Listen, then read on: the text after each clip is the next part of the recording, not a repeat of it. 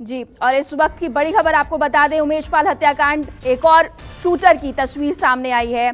आरोपी मोहम्मद गुलाम की तस्वीर सामने आई है। जिस तरह से अब पुलिस पूरा मामले को कार्रवाई करती नजर आ रही है। गुलाम ने दुकान से बाहर निकलकर फायरिंग की थी। ये तस्वीर आप देखिए। इस पूरे मामले में बड़ी अपडेट आ रही है। उमेश पाल हत्याकांड में एक और शूटर की तस्वीर सामने आई है। आरोपी मोहम्मद गुलाम की ये तस्वीर सामने आई है।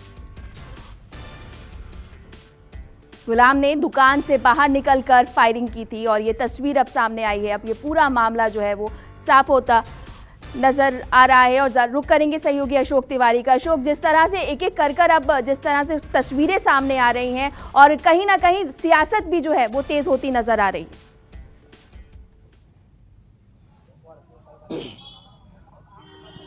देखिए, निश्चित तौर पर अभी जिस मोहम्मद गुलाम का आप जिक्र कर रही थी, दरअसल शुरुआती दौर में जो सीसीटीवी फुटेज यूपी पुलिस के हाथ लगे थे उसमें तमाम सारे लोगों की तस्वीरें सामने आई थी। लेकिन उस समय जो फोटोज सामने आई थी वो काफी ब्लर स्थिति में थी। उनको साफ करके इस तरह की तस्वीरें यूपी पुलिस की एक टीम लगातार उसी पर काम कर रही है कि कौन कौन लोग वहां पर मौजूद थे, उनकी तस्वीरें साफ हो पाए, उनका रेजिडेंशियल एड्रेस निकाला जाए, उनके जो नजदीकी लोग हैं उनसे पूछताछ की जाए। तो एक तरफ पुलिस की तरफ से इस तरह की कार्रवाई देखने को मिल रही है और जो दूसरा सवाल आपने उठाया कि बयानबाजी राजनीतिक बहुत ज्यादा देखने को मिल रही है, तो अभी थोड़ी देर पहले आपको याद होगा कि उत्तर प्रदेश में चाहे बीजेपी हो चाहे समाजवादी पार्टी हो, एक दूसरे पर आरोप प्रत्यारोप का दौर इस पूरे घटनाक्रम को लेकर देखा जा रहा है। यूपी के डिप्टी सीएम है केशव प्रसाद मौर्य, उन्होंने भी कुछ देर पहले जब जो सदाकत खान है उसकी तस्वीर समाजवादी पार्टी के मुखिया के साथ सोशल मीडिया पर वायरल हुई तो उसको लेकर उन्होंने बीजेपी के तमाम सारे नेताओं ने वो फोटो ट्वीट की और उनकी तरफ से ये कहा गया कि ये जिसकी गिरफ्तारी हो रही है इसको कहीं ना कहीं समाजवादी पार्टी से कनेक्शन सामने आता है। तो ये अपने आप में एक बड़ा सवाल है जिसका जवाब समाजवादी पार्टी को देना चाहिए। उसके ठीक बाद समाजवादी पार्टी का जो ऑफिशियल जो उनका सोशल मीडिया हैंडलर है उसकी तरफ से एक दूसरी तस्वीर ट्वीट की गई। इसमें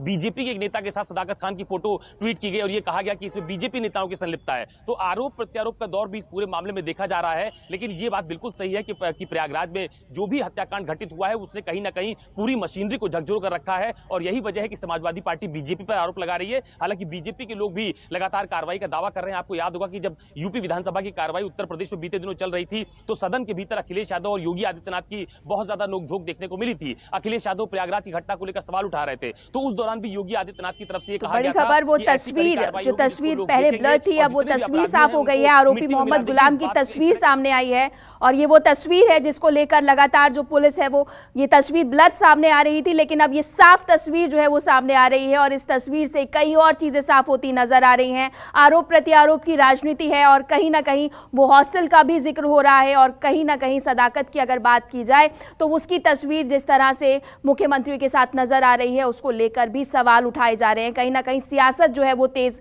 होती नजर आ रही है। इस बीच आपसे ये भी समझना चाहेंगे कि अगर बात की जाए अतीक की तो परिवार, आधा परिवार जो है वो जेल में है, लेकिन कहीं ना कहीं वो खौफ कायम रखने के लिए इस तरह की साजिश की जा रही है।